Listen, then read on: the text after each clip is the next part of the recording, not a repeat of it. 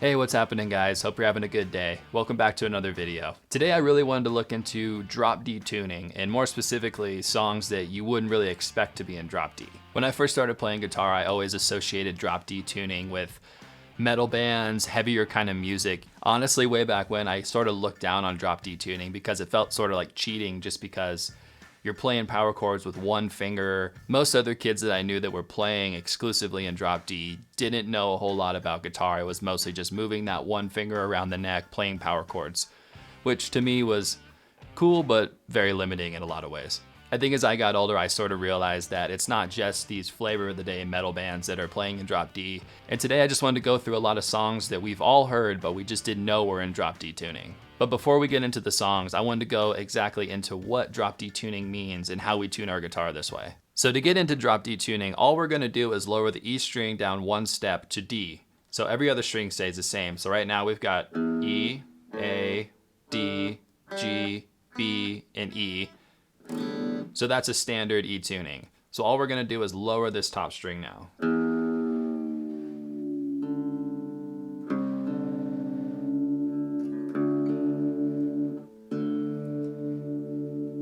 So now what we can do is play an open D power chord, just using those low three strings.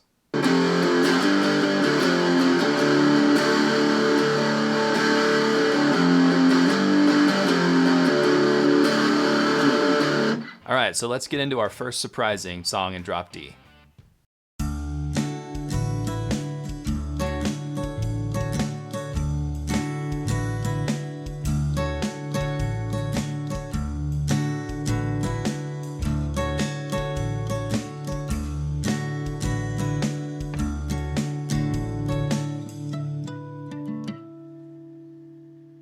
All right, so obviously that was Harvest Moon by Neil Young, which is it's a really folky song. So it's not necessarily what you would think of when you think of drop D tuning.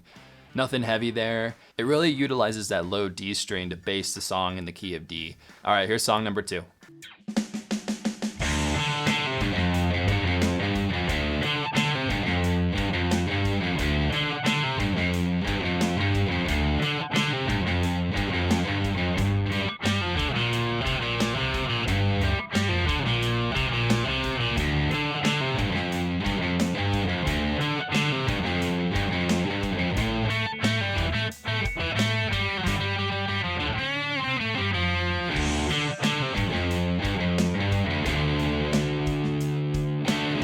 Moby by Led Zeppelin. This one's so fun to play just because it kind of bounces around. It's a fun syncopated riff between the bass and the guitar there. So they're basically mirroring each other the whole way through. This song is very much known for the drum solo at the end, but it's also notable because it's one of the only Led Zeppelin songs I think that's in drop D. I know they experiment with a bunch of different tunings like Dad Gad, but this is one that I found that was just drop D, and it's cool. It's interesting for that fact.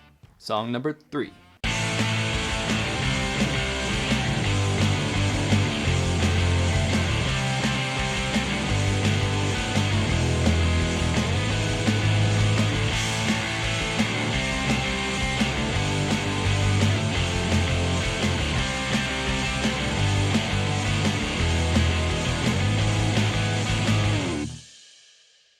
This song surprised me because mostly punk rock is in standard tuning. So, when I found that Billy Talent uses a lot of drop D tuning, it was interesting because I think listening to them, I didn't necessarily associate that tuning with them, or I couldn't really hear it in their music. It's not super heavy. It just maybe makes the riffs a little easier to play. I'm not sure.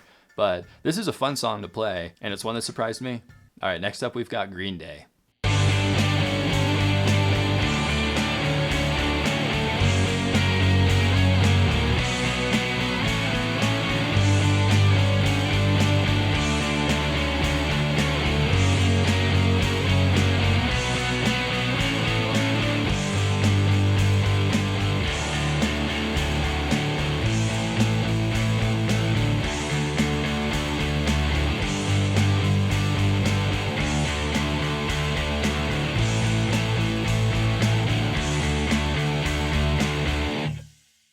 I'm pretty sure this is the only song in Green Day's catalog that's in drop D. If I'm wrong, let me know in the comments, but this is a super cool song. This was one that I had a lot of fun learning the little octave lead part on there. The riff itself, I don't think I would have known that it's in drop D either, but it's a cool, interesting song, and a different tuning adds a little texture to their usual style. Here's the next song.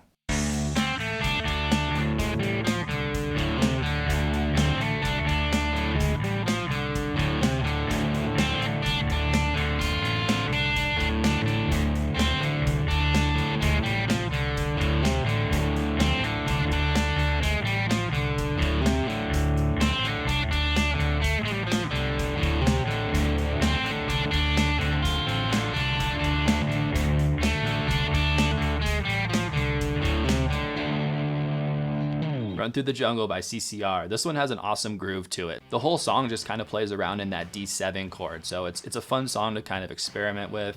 If you're jamming with a band, this is a fun song to just improvise and make it your own. Up next, we've got Loser by Beck.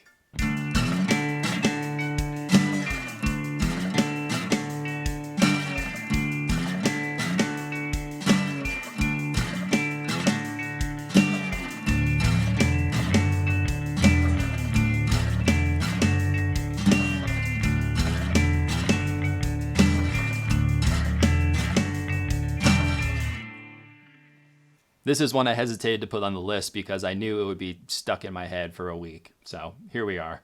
The cool thing about this song, and the thing that's unique to this list, is that it uses a slide. So typically in slide guitar playing, the guitarist is playing an open tuning, which kind of means what I was demonstrating earlier with the open 3 low strings. You're just playing one finger.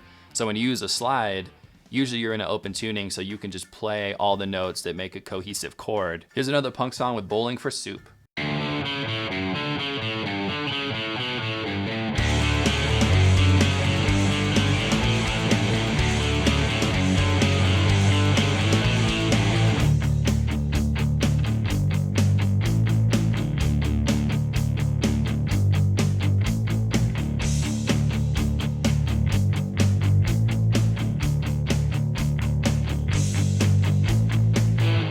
This song surprised me again just because, as I said, punk rock isn't known for its drop D tuning so much, especially pop punk maybe, I don't know. That lead riff is so fun to play though. I'd never played this song before I researched it for this video, and it was pretty satisfying, honestly. So kudos to Bowling for Soup for putting drop D tuning in a pop punk song. Okay, here's a super heavy song by the Beatles.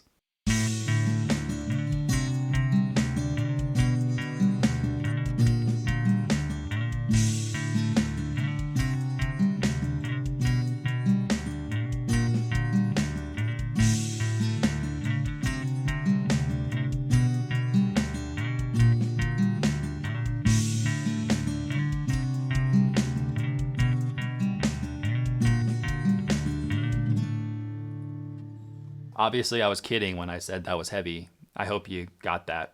This song's a lot like Harvest Moon in the way that the low D isn't really doing anything heavy, it's just basing the song in the key of D.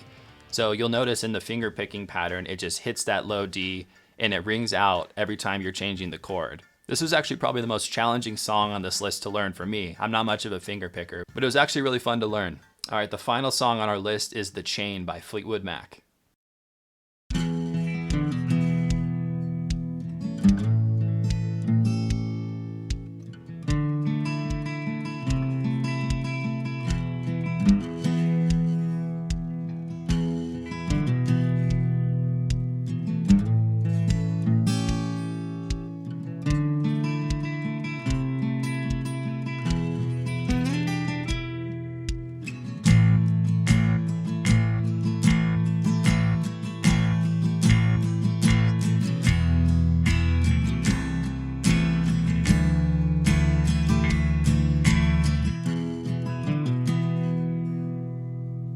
Something cool and unique about this song too is it's actually in double drop D tuning. So the tuning goes D, A, D, G, B, and G again for the high E string.